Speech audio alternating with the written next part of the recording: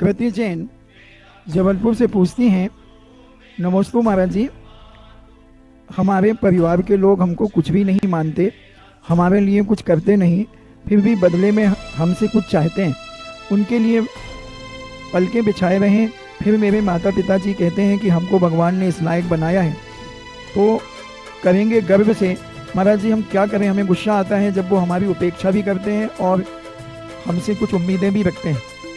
या संसार विषय सुख होता, तीर्थंकर क्यों त्यागे, काहे को शिव साधन करते, सही हम सो अनुरागे।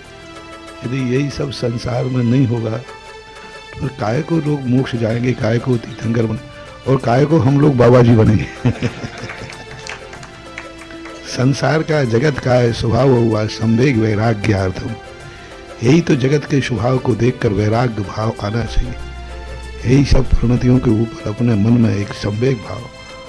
यदि यह सब संसार में नहीं होगा तो तुम्हें वैराग्य कैसे होगा?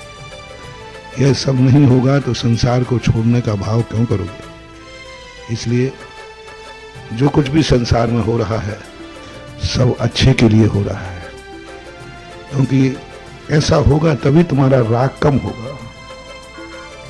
तुम वैसे तो राग छोड़ने वाले नहीं, तुम्हें कोई बढ़िया जम के धोखा देवे, बेईमानी करे, तो फिर तुम्हारे राग में अपने आप कमी।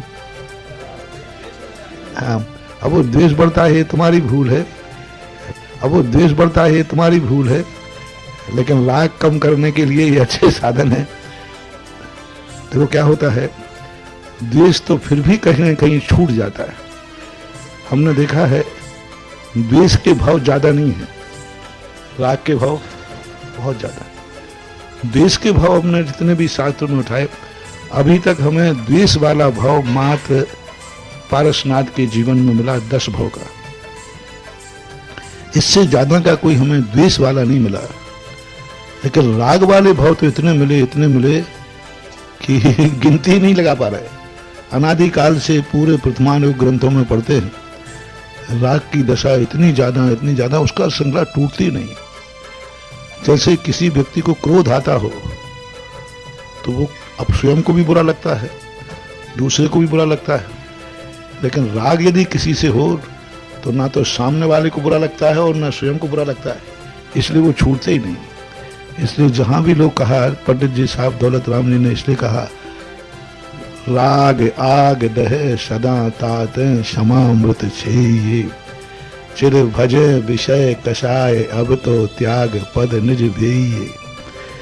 राग की बात कही। कुंदकुंद स्वामी ने भी राग को मुख दिया। रत्तो बंदधिकम मुंचति जीवो विराग संपन्नो, ऐसो जड़ो विदेशो तम्मा कम्मेशु मां रज्जे। उन्होंने भी राग को, क्योंकि राग तोड़ना कठिन है, क्योंकि राग किसी को बुरा नहीं लगता। वो ऐसा मीठा जहर है कि खाते समय बुरा नहीं लगता, फल भरी उसका बुरा हो, ये बात अलग है। राग गुटके के समान होता है, राग गुटके के समान होता है।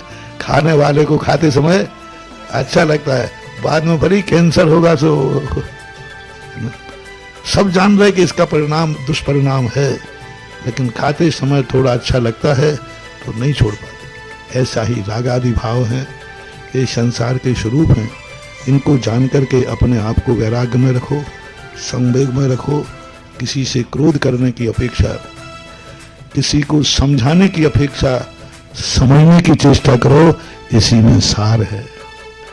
द्वेष करने की अपेक्षा ये समझो, वस्तु स्वरूप विचार खुशी से सब दुख संकट बस सब सहन करो, कुछ नहीं रखा।